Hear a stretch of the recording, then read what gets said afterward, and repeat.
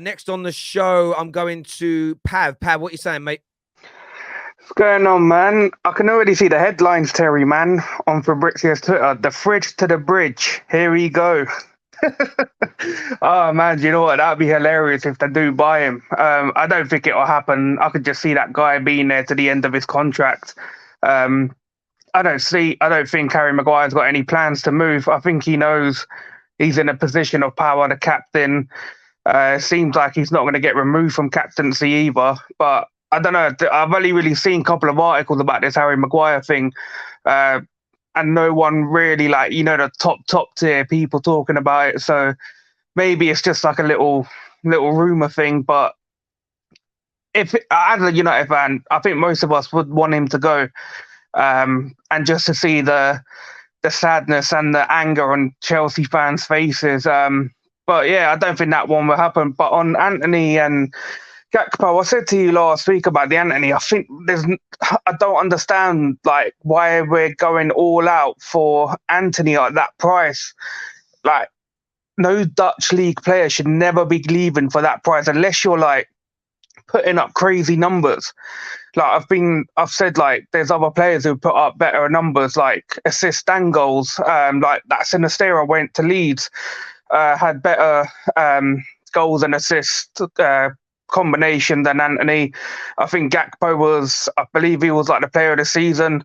But I wouldn't mind Anthony, but the whole price thing, I think it's just the whole thing about the club trying to fix problems that they're not going to fix. I mean, with the fan base, even this whole Casemiro thing, it's funny how we got that deal done in a matter of a few days, knowing that there's mass protests coming on Monday, and they're trying to they know they can obviously see this stuff between the fans about boycotting the game. So they're acting all right, we're going to bring Casemiro out on the pitch, try to get the fans into the stadium. We're not stupid. We know what you're playing at.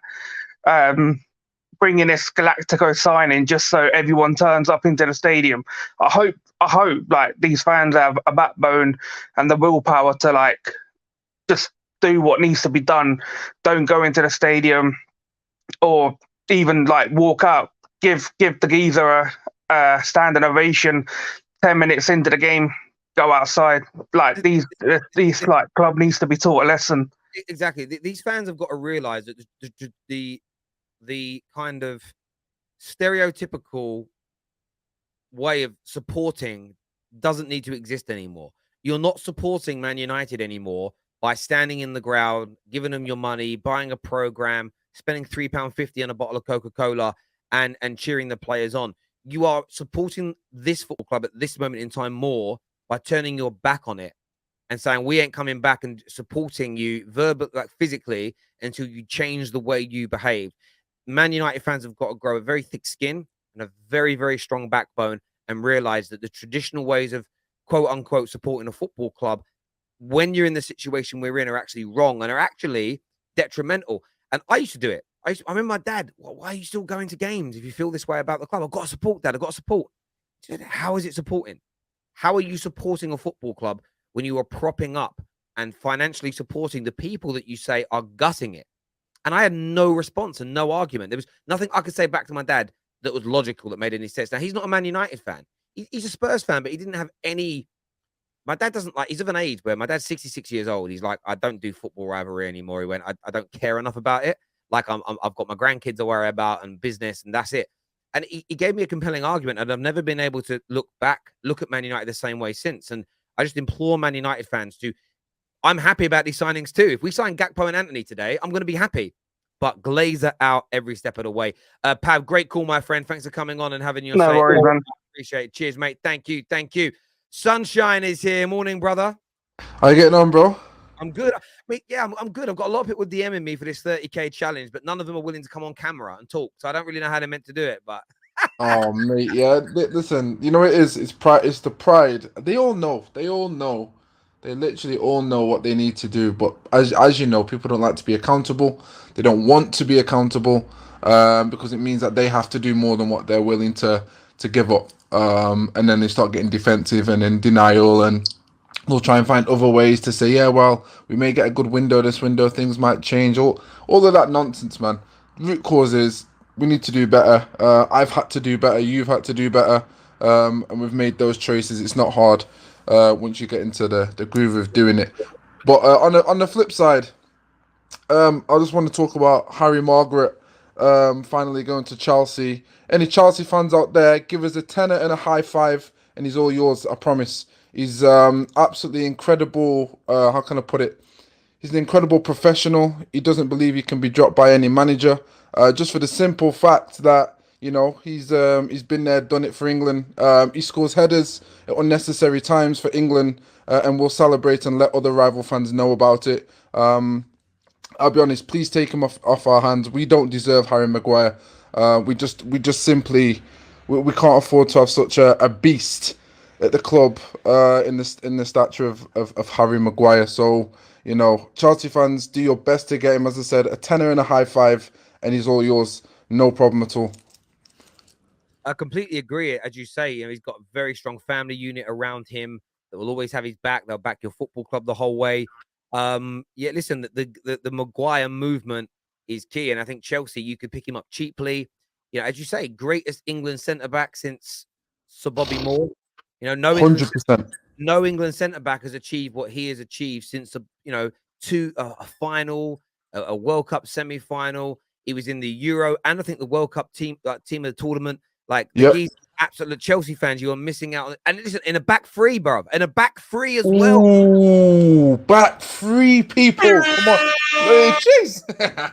Hey, 110%. Harry Maguire at Chelsea. I think we've got to will this into reality. I think we've got to will 100%, mate. I don't know. I don't know if I thought it was banter. I saw it. I thought it was banter, Terry. I thought, no way. You're going for Koulibaly, Fofana, Harry Margaret. Are you taking the piss? No way. Sorry, it's morning. Apologies for the swearing. Apologies. My bad. That's bad. You know what it is as well? Like, I don't think it will happen on a real level, but the fact that Sammy McBell reported it, I'm like, Sammy McBell's a really good journalist. I'm like, Correct. wow. If it did happen, though, it would. Listen, I've got a lot of Chelsea fans that watch the show. I would enjoy, as a Man United fan, just watching the reactions to it. Can you imagine him there? As there's the fridge. I mean, the newspapers. Imagine the head on the fridge at the bridge. It would be amazing. But it's not going to happen, though, is it? It's not going to happen. No, I'll be honest. I can't see it happening. I still think for Ten Hag, and again, if we're talking maturely now, for my opinion, looking at the situation, I think Ten Hag had a plan to get rid of Maguire, but not in the way that most fans would have preferred it. A lot of fans preferred Maguire to just get a drop to the captaincy, drop him straight away. But he's coming into a toxic dressing room.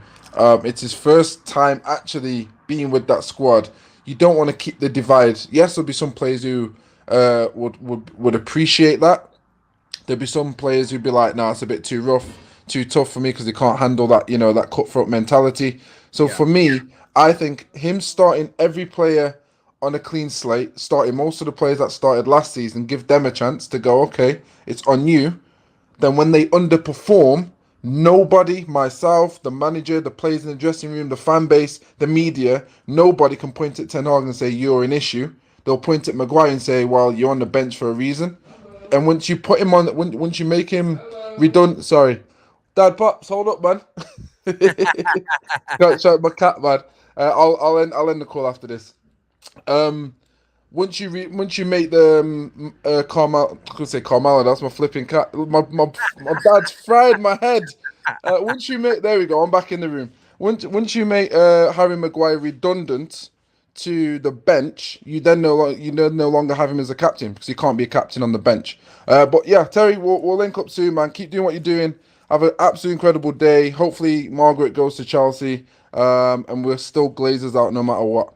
100%. In a bit, bro. Take care, mate. All the best, fella. Thank you much indeed.